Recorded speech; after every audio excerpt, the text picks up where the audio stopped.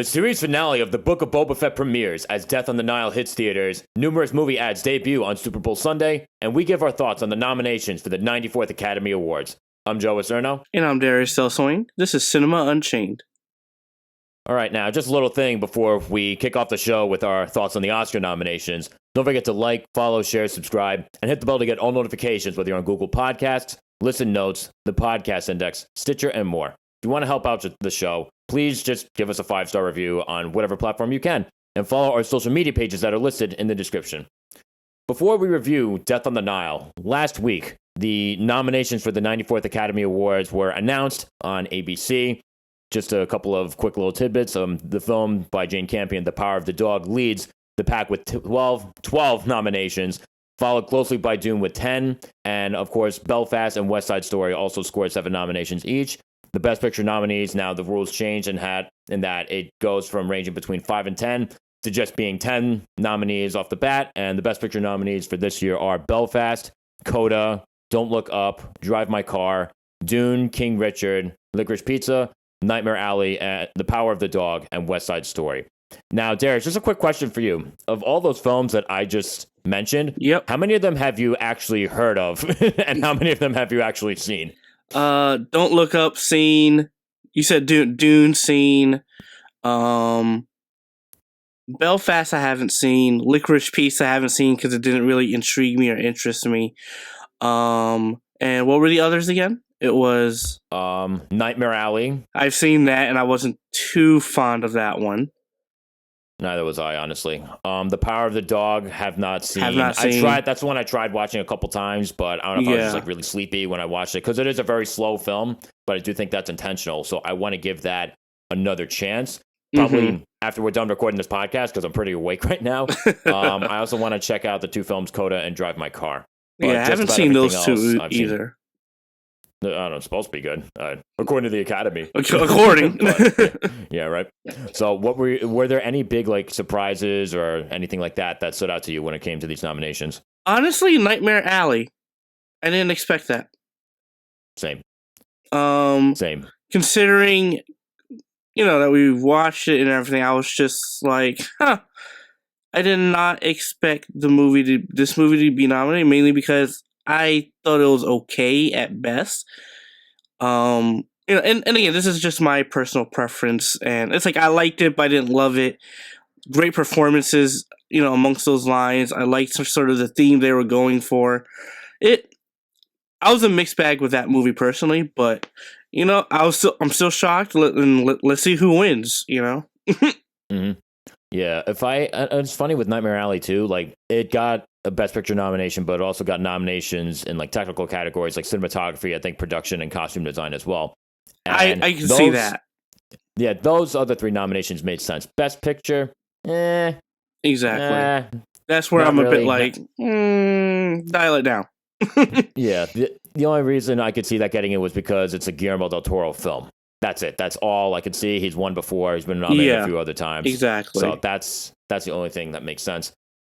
If there was one big surprise snub for me was Denis Villeneuve not getting nominated for Best Director for Dune, which I thought was crazy. That was a bit odd.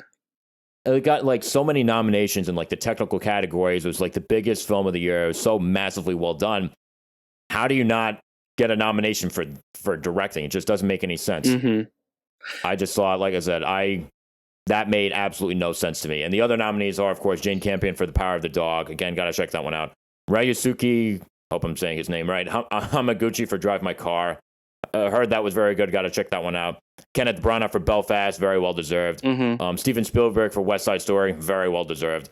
And then Paul Thomas Anderson for Licorice Pizza. And I saw Licorice Pizza, and like I said, I'm still kind of a mixed bag on it. I'm not 100% sure it should have gotten as much praise as it did. It's just maybe a personal preference. There were certain bits of the story that I think I was mentioning about with the relationship between the 15-year-old and the 25-year-old. Where I'm like, it feels a little odd. What are you going for here, pal?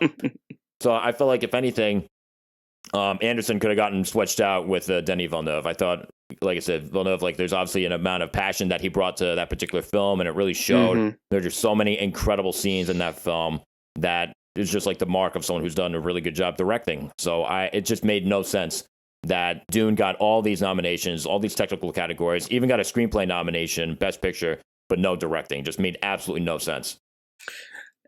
That's the Oscars. Yeah, right. Like I was saying last week, it's obvious that they don't always make the best decisions, you know? Exactly. So it's that thing where is it upsetting that Dune and Denis Villeneuve didn't get the nominated for Best Director? Yeah, I think so. But at the same time, I'm also it's just really how they operate sometimes is just odd. Like that's the key thing. It's just odd. Yeah. Yeah, and again, it's like I said, they just don't always make sense. I hope this isn't blackmail for us getting our our nominations in the future, but whatever. it's what it is at this point. If I had to pick one film, at least at this point, that I feel like is like the leader in terms of having the best chances of winning across the board, my money, even though I haven't really seen the whole thing, it's probably got to be Power of the Dog. Okay. Because like I said, it's got the most nominations, which isn't always a telltale sign, but it's usually a very good sign. Jane Campion made history, being the second woman to be nominated for Best Director, first one to be nominated twice. So I feel like they're going to try and use that quote historical angle, maybe to make themselves look or feel better. I have no idea, but for all I know, again, I haven't seen the film either, so she could definitely be very well deserving of the award too. Exactly. So these Oscar nominations, all in all, were honestly very shocking, and I expected other movies to take certain places. And as I was looking at the nominations, I was just like, it's a lot of the repetition. I don't like this. I understand it, but I just no. Yeah, so it's strange, but yeah, it's what it is. Yeah, what it is. Exactly. So, all right, for all you guys that are with us, what do you think of the nominations for the Academy Awards? Did you actually take a look at them? Do you actually care at this point? Can't blame you if you do. Can't blame you if you don't. Leave your thoughts in that comment section. All right, now moving forward. This past weekend, we got a chance to see Death on the Nile. Follows famous detective Hercule Poirot as he investigates the murder of a young heiress. This is based on the novel by Agatha Christie, which was also made into a film in 1978. This is the sequel to Murder on the Orient Express, which was made into a film in both 2017, obviously the predecessor to this film, and in 1974. And honestly, I watched the original, at least I believe it's the original, Murder on the Orient Express film from 1974, and it's a fantastic film. Albert Finney is amazing as Hercule Poirot. It's a Sidney Lumet film. He's one of my favorite directors ever. But in terms of that, in comparison to this, the best thing about Death on the Nile is honestly Kenneth Branagh. He directed the film. I don't know if he co-wrote the script, but he played Hercule Poirot. He's the best thing about this film. He's the best character in the entire film. He's very witty. He's very entertaining to watch. Honestly loved him. And if it wasn't for him, I feel like this movie wouldn't have been nearly as enjoyable, because there's an obvious affection for what he was doing here, the source material and everything like that. I'm going to pretend like I read the original novel. Yeah, parts of me, I'm a mixed bag with this, mainly because of just how dry the overall film actually felt on certain occasions. And when I say dry, I mean it lacked a bit of, I don't know, it lacked a bit of not necessarily heart, but just some of the performances just did not come across that well. And again, it felt lackluster. And that's a good way to put it. Yeah, it felt lackluster. And again, it's weird because I did I liked certain aspects of it. I liked the fact that this was also, a whodunit type of film, and I liked figuring out who it was, even though I kind of figured it out early on. That's just me. But overall, it felt lackluster. I thought some of the acting also felt and looked very wooden. It felt like as if they were trying to really replicate Knives Out, but they couldn't do it that well. And it was a hit and miss on certain occasions. There were certain reveals I did like. There were certain, I guess, character moments that I did feel that the tender moments I did feel for in a certain way. But again, it felt lackluster in a lot of aspects when it came to even some visual effects, even some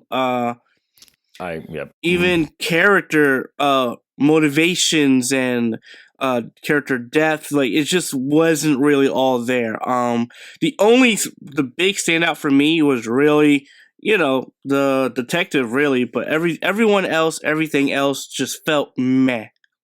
It was fairly forgettable. Mm-hmm. Everybody, I know, like, it's weird. Like, I guess they were somewhat entertaining and interesting across the board. Like, some characters and performances were better than others, but it's nothing I'm going to remember for a while.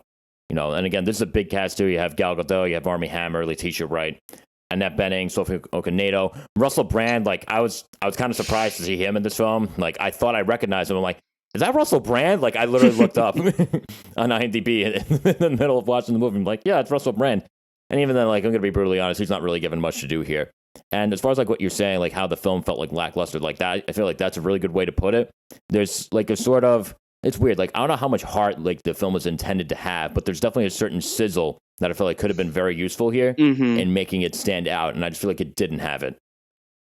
Yeah, exactly. And it also felt, even some of the pacing felt odd. It felt as if, it will start, then stop, start and stop, and almost too quickly at certain occasions. And other times it's just slow and doesn't really progress until something actually needs to happen as a shock value and not necessarily for the sake of the story going forward. And I also think when it comes to these type of stories, with whodunit type of films and figuring out who the murderer is, that sort of thing, some of the actors show too much.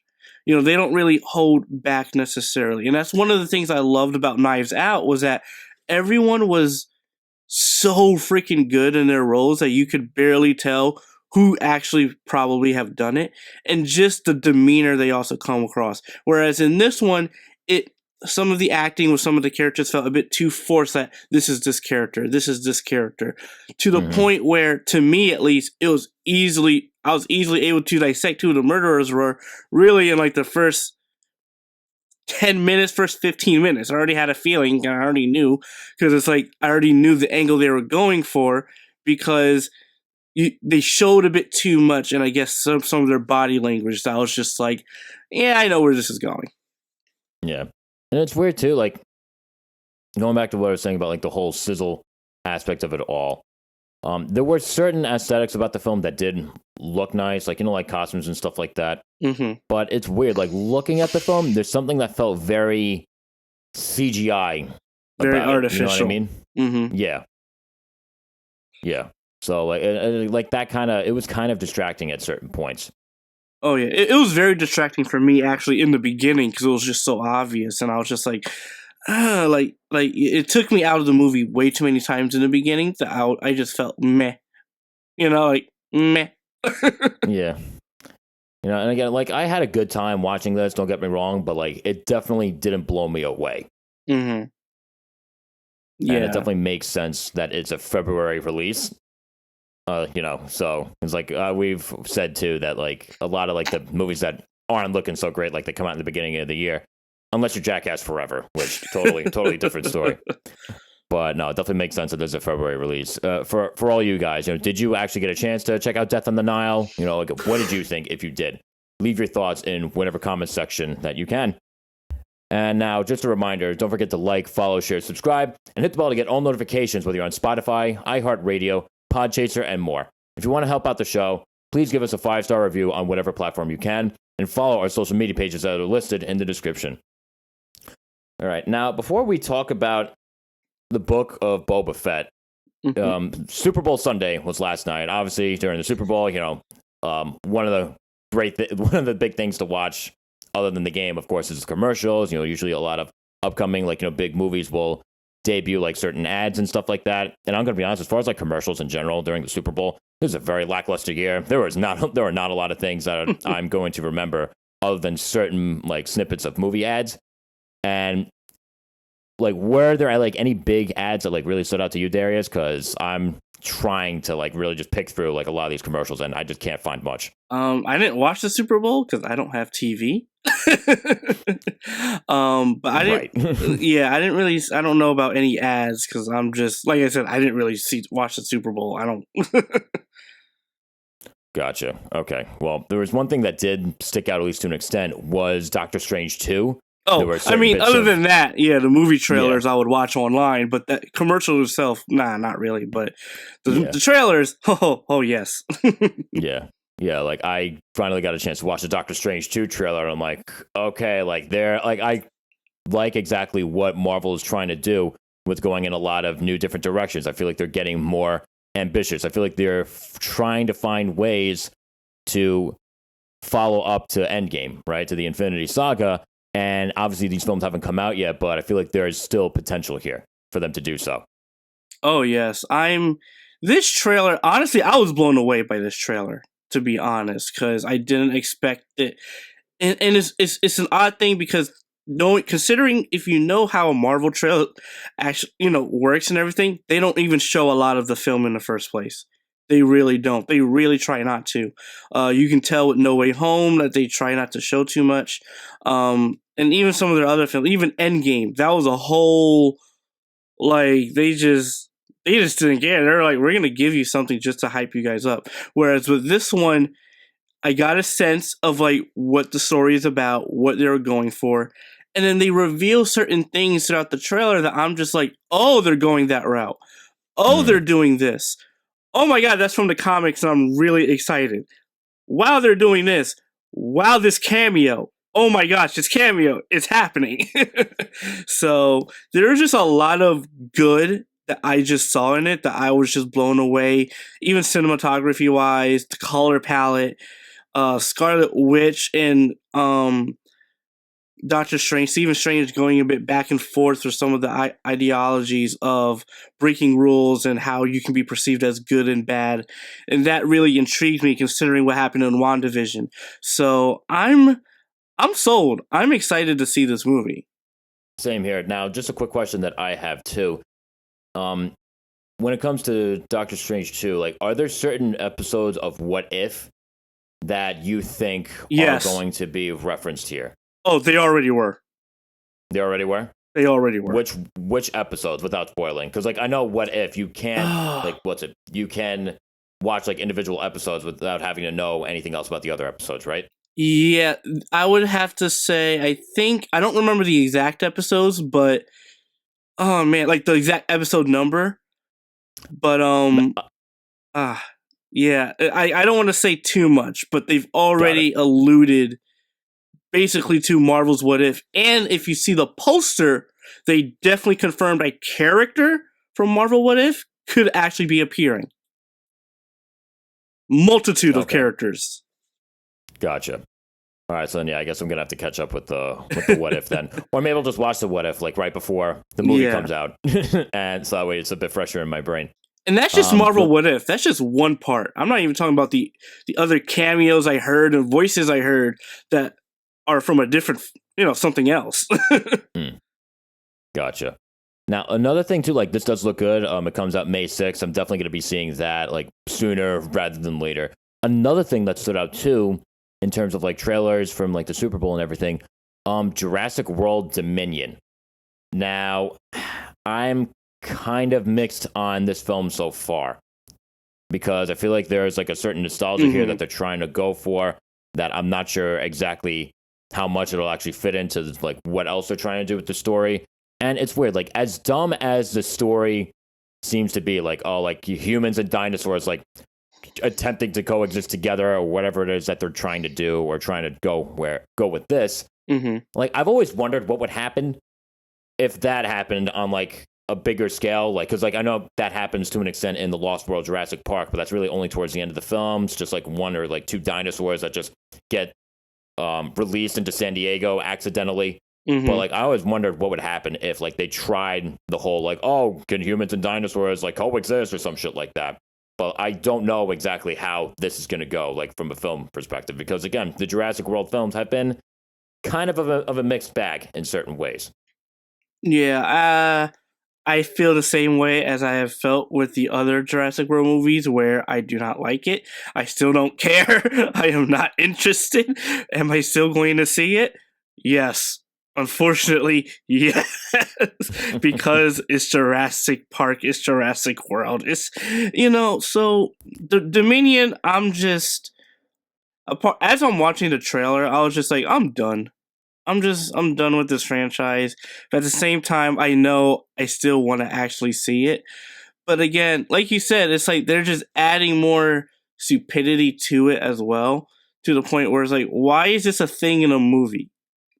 Like, it's hard for me to even want to connect to this type of idea, because to me, it's just like, no, they can't exist. That's yeah, like we already know the answer to that. So it's I don't. I'm still a bit eh. And even then, like the reason why they exist too, because a little bit of spoiler from Fallen Kingdom, like that girl just like randomly releases all the dinosaurs, into the wild, into the world or whatever. She's like, oh, they're like, experiments like me or whatever stupid rationale she used. That was the dumbest fucking ending. That was so fucking stupid. Like, look at what you did. Because, like, oh, you're supposedly like the rest of them. Like, come on. And again, you know what the best part is? There were adults in the room when she pulls the lever. And they could have easily stopped her. But no. Mm-hmm. No. But exactly. it's just so freaking stupid. Yeah, it's... Like I said, at that point, I'm kind of just done with Jurassic World sometimes. Just like Fast and Furious. It's just like, I don't care, but will I see it? Yeah. I want to have fun. Yeah, I'm sure it'll be fun, but like we're going to walk out of there with less brain cells than we did walking in. So that's just how it's going to be. I believe the film comes out either June 9th or June 10th. So again, thanks to this show, we are probably going to end up seeing and talking about this one. The last thing that I really want to talk about in terms of like these ads and whatnot is Nope. The next Jordan Peele film. Yes. This looks pretty crazy.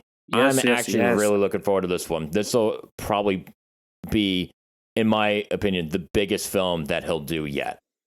I'm really looking forward to seeing how exactly he goes about that one. Like the whole, like, what is it? Is it like an alien invasion or something like that? Like, what is it that they're going for? I'm still unsure. It feels like it's alien invasion. It feels like, and of course, considering how Jordan Peele has operated with his previous horror films, where he actually takes historical moments in American history, and specifically amongst the Black African Americans as well, and he twists it in a way for psychological horror, like with with Get Out, and even things like with Us, with the whole underground thing. I think with this one, and again, he's almost doing something similar with Nope, and you kind of get that in the beginning of the trailer. So I don't know where he's going, and I love that. That's the thing. I love that. Mm-hmm. Same here again. Like the trailer definitely, it gave you enough where you're like, okay, I'm interested. I get like an overall feeling, but at the same time, I don't know for sure where exactly they're going. Like you get certain snippets of certain, I don't know if like creatures is the right word, but it's enough for me to be like, oh shit, like this is going to get crazy.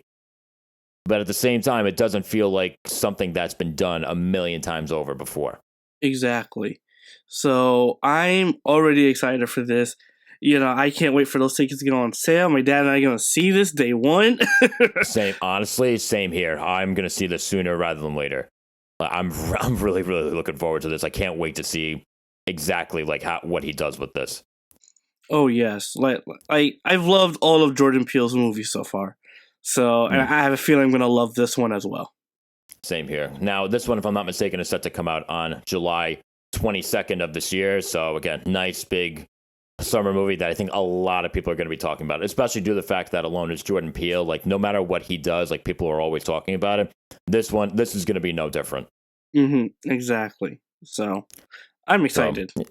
Yeah, no, I'm really excited. So, yeah, I guess, like, in terms of, like, stuff surrounding the Super Bowl, not too many things to remember, I guess. Not many memorable ads. I want to say about half of the commercials were for electric cars. I'm just looking at this. I'm like, are these all going to be for electric cars? Probably. It's one thing I never understood too, with like a lot of the Super Bowl ads. I know you didn't watch them this year, but like I'm sure you have in the past. Like, do you ever notice like how much on tangents they go throughout the commercial just to reveal like who the product is actually for at the end? Like they go on like this grand scale adventure, and it's just like, oh, how is this like a commercial for Charmin toilet paper or some shit like that. Like you know what I mean? Hey, like big concepts. There's just so many of that, and to the point where it was almost comical. But again, I hope that you guys watching actually cared more about the game. I hope that you actually found more to enjoy. So yeah, I mean, listen, I watched it with company, and that's why I usually go to any of these things regarding the Super Bowl. Exactly, so, yeah. That's for me. I would go I would see it with friends, but not on my own. Yeah, no, same here. So yeah, all right. Now, finally, to cap off the show, we're gonna get a chance to talk about the Book of Boba Fett. Now, for those of you who don't know, following the events of Return of the Jedi and The Mandalorian, bounty hunter Boba Fett teams up with mercenary Fennec Shand to claim the turf of Jabba the Hutt on Tatooine. And now, of course, the series finale debuted this past week. And, we're going to talk a little bit with non-spoilers first, and then move into the more spoiler-heavy section of the review. Mm-hmm. Overall, I did like what they did with the Boba Fett character when it was actually focused on him. Mm-hmm. Tamara Morrison is terrific as Boba Fett. He's very charismatic. He's very stern. I was really rooting for him. And I do feel like overall they did redeem him from the original trilogy. Because there's one thing that I always felt that when it came to Boba Fett in the original trilogy, it was he's this badass bounty hunter. But at the same time, I don't remember a lot of memorable scenes with him. Yeah, exactly. He was very much there, and they kind of tossed him away, when he got into the pit. Yeah. Yeah. But yeah, for me, I liked it, but I didn't love it. And and to me, that's also disappointing. Which means I was a bit also disappointed in the show because of one of the things you said, that when when it was focused on Boba Fett, there were some aspects of it I was enjoying. I liked some of the beginning. I liked really seeing another culture on Tatooine and really embodying ourselves, the viewers, with him on this journey, being in this other area. Sometimes it did feel a bit repetitive, and it was still going back and not moving forward in certain ways. Mm-hmm. In other times, I think it settled a bit too long. And again, it was definitely a character-driven show, but at the same time, it didn't necessarily feel as character-driven as it should be, considering how it ended as well. And that's where my confusion was a bit, as a viewer personally, and even as an avid Star Wars fan. And so I feel that it lacked certain direction in some ways, and especially towards the end. It lacked focus more than anything. Yeah, it really did. I understood why they went back and forth between past and present, but at the same time, it still made it feel very jumbled. I mean, this, I guess maybe is a minor spoiler. There's an episode or even two of the show where Boba Fett is either barely seen at all or not seen at all. And I'm like, I thought this was the Book of Boba Fett. Yeah, exactly. And so I was it's not that I didn't hate it. No. I didn't again, either. It's I like certain aspects, but I wish I loved it. That's the thing. And even in, the last 3 episodes I really did like, but not because of Boba Fett, which is the unfortunate thing. Yeah, which again we'll get into a little bit later, but again, it's very strange. I'm kind of a mixed bag on the show. I was a bit I did like it overall. I did care about what happened. It kept my interest. The visuals, by and large, look really good. There was an action scene or two where I'm like, this doesn't feel as energetic or kinetic as I would expect. But there are other action sequences towards the end that I felt were really, really cool, really well done. But yeah, also I did like the music too. Even though it's not as memorable as The Mandalorian, I did like Boba Fett's theme in this show. Oh yes, I really did like the theme. The music I really enjoyed. That's one thing I really like about Book of Boba Fett was actually some of the music and even the theme of it. And I was like, I kind of like it more than Mandalorian in certain aspects, just because of it felt almost primal, and I like that. Yeah. So I don't know. Like I said, what do you think of the other characters in the show too? There are a couple that I did like. I like Chrysanthemum, the ill-tempered Wookiee. Like the first time he comes in, I'm like, oh shit! Like this guy's gonna fuck shit up. He's gonna fuck shit up. Like he's, I always wondered like what would happen if there was like a character in the show that's like a bit more like ill-tempered, like didn't have the nicest demeanor. Like obviously Chewbacca, like you knew that like if you mess with Chewbacca, like he'd mess you up. But like he was still more, he was still warmer. He was still more approachable. Whereas Chrysanthemum in this show, he's the opposite, which I really thought was interesting. Mm-hmm. Yeah, I mean, I like, really, it was two characters I really enjoyed. It was Fennec Shan, because, I mean, I was, saw her in Rep Clone Wars, and she was great in that, so it's great to see live action of her. I liked her. I liked the other Chewbacca-looking character. I can't believe I forgot his name. Chrysanthemum. Yeah, Chris. I liked him. I loved him. I loved his design. I like that's really what it was. I loved the creature design in the show, and just how practical it looked and felt. So I liked him, and I can't say the other character because we have to go into spoilers for that one. Yeah. So yeah, again, like I feel like that's for like non-spoiler stuff. That's the most that I really have to say. Yeah, at least for the moment. Yep. So, yeah, same here. Like I said, it was really the last 3 episodes that threw me off to the point where I liked it, but I also didn't like it. So yeah, now we're gonna go into the spoiler section. The spoiler section of this review in 5, 4, 3, 2, 1. Now, going back to what I was saying about this show feeling very unfocused, I felt like it was stuffed with characters from other Star Wars content to the point where it didn't feel like Boba Fett's show as much as it should have.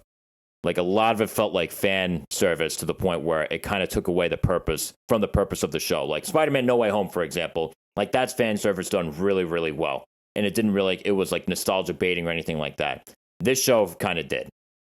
Yeah, it felt like they were trying to interconnect the larger Star Wars universe to the Book of Boba Fett, even though, because again, the whole concept of even Boba Fett 2 was that, for years people theorized, oh, is he still alive? Is he really dead?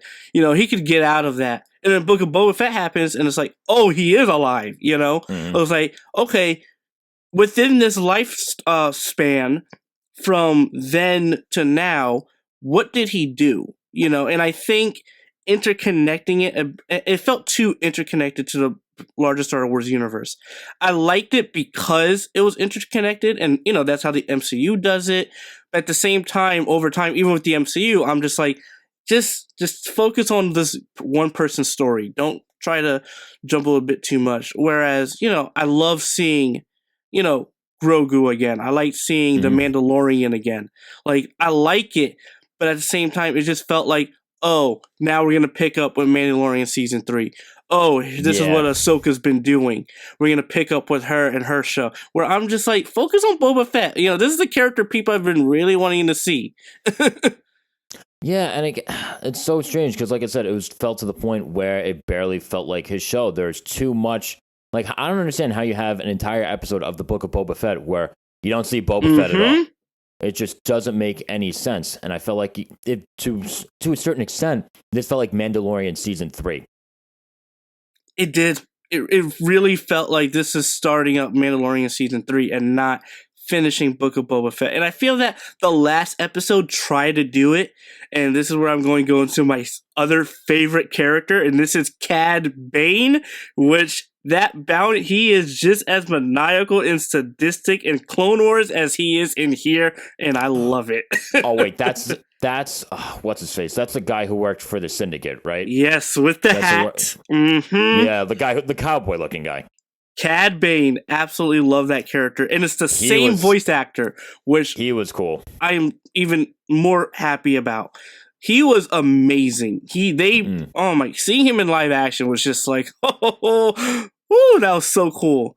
So, and seeing how he was toying with Boba as well was like, he's like, you may act like you're grown, you may act this way, but I really know who you are, and and you can see Book of Boba, even Boba Fett, which is one of the things I did like about his character throughout the show, was he wanted to refrain from being this killer, this bounty hunter, and actually have honor and etc. And Cad Bane is like, you're not any of that. Stop pretending, And Boba kind of almost, it's not that he gives in, but it was more he gives in to having that emotional, being almost emotional in a sense in his action, where and you can see he is fighting that in the last episode. And again, to me, I was enjoying that despite some of the other stuff I didn't like about the last episode, which is a lot, to be honest. But overall, I was just like, I like that chemistry. I felt that Cad Bane, this is a person you don't mess around. They could have made him the entire antagonist of the show if they wanted to, bounty hunter versus bounty hunter, and I would have been fine with that. But I like, honestly, same here, because it's weird. Like I feel like they kind of were jumbled around with antagonists throughout the show. Like first, it's like the cousins of Jabba the Hutt, and then it's just like nah, they're not the villains anymore. It's okay, they're not the villains anymore. And then you throw in, then you don't really know who else he's really going up against, other than just I don't know if it's like nameless crime bosses or anything like that throughout the city, but or just again the faceless Pike Syndicate. But I felt like when Cad Bane came into the picture, there was finally a face for that particular evil. And obviously, don't get me wrong, not every antagonist has to have a face, but this sort of antagonist felt like it had to have one, and it went too long without having one until Cad Bane came into the picture. Yeah, I felt that the stakes were again. It's weird. Again, I've already loved the character of Cad Bane, but again, his voice, how he talked to Boba Fett and other is this dude's sadistic. Holy cow! I love it, and I was just like, man, and you barely used him. You barely used him. You just scratched the surface. So the only other angle I could think of is that okay, you barely used him. You're building up to him, but it's just again, why waste time with the other villains too? Why not just have it build up to him and have him be the main villain representing the Pike Syndicate? Exactly. That's really what I was thinking. So, again, the last 3 episodes, as much as I liked it because of that, I also didn't like it. I didn't like what they were doing with Luke either. That was a huge disappointment, actually, because you can just tell the face was CG. To me, it was improved for sure, but you can tell. And even the dialogue felt way too stiff, even for a character like Luke. And I was like, why is it like this? Why does it sound so unnatural? And I found out why. Oh, it was actually AI. And I was like, there it is. Yep. Actors are literally being replaced by robots now. I wonder how they feel about that. But I mean, Lord. As far as how Luke looked, I was honestly very surprised with how they made him look. I thought he did look really good. I think a lot of times it's tough because if you know what Mark Hamill looks like nowadays, and you compare it to how they made him look in the show, I thought they did a really good job. And I do think that it's tough for people to look at these sort of de-aging. I don't know if it's de-aging or just the whole CG or just computer graphics. And I think the comparison at times can be jarring, but I really thought about him holy shit, he looks very much like he did in Return of the Jedi, which I thought was crazy. So they did that a lot better than I thought they were going to. That being said, absolutely.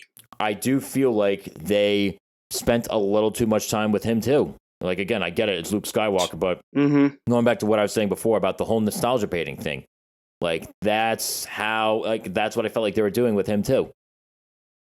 Yep, exactly. And it feels like and again, this is it feels like Star Wars is trying to beat the MCU, where they want to interconnect everything and make it detailed as possible, which okay, it's cool, but don't stray away from a show when you have the last 3 episodes barely being on Boba Fett, only for the last one to really try to be on it. And even how they killed off, I guess, the villain, really, one of the the Pikes. I was just like, really? This is how you're gonna end things? That felt a little too quick too. Oh my gosh! Like the last episode was I wasn't too big on. It was just one of those things where, like, again, with how they take out the head of the Pike Syndicate, I'm like, okay, this felt a little too quick. It felt a little too easy, and it felt like something that could have been done earlier in the show, and they would have saved a lot of conflict for themselves. So it just didn't make a lot of sense. Yeah, it didn't. This was a show I was just a bit. I wish I loved, and I wish I really liked it. That's the thing.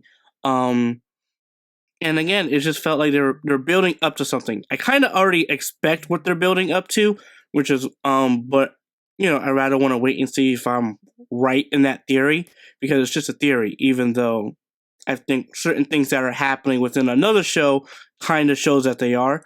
But we'll have to wait and see. Yeah. So overall, what did you all think of the Book of Boba Fett? Did it actually feel like the Book of Boba Fett? Did it feel like The Mandalorian Season 3? Did it feel like Star Wars Episode 7A or whatever, like Episode 12, whatever, leave your thoughts in that comment section. And just like that, that's all we got for you today. Don't forget to like, follow, share, subscribe, and hit the bell to get all notifications, whether you're on Apple Podcasts, Pandora, YouTube, and so much more. If you want to help out the show, please just give us a 5-star review on whatever platform you can.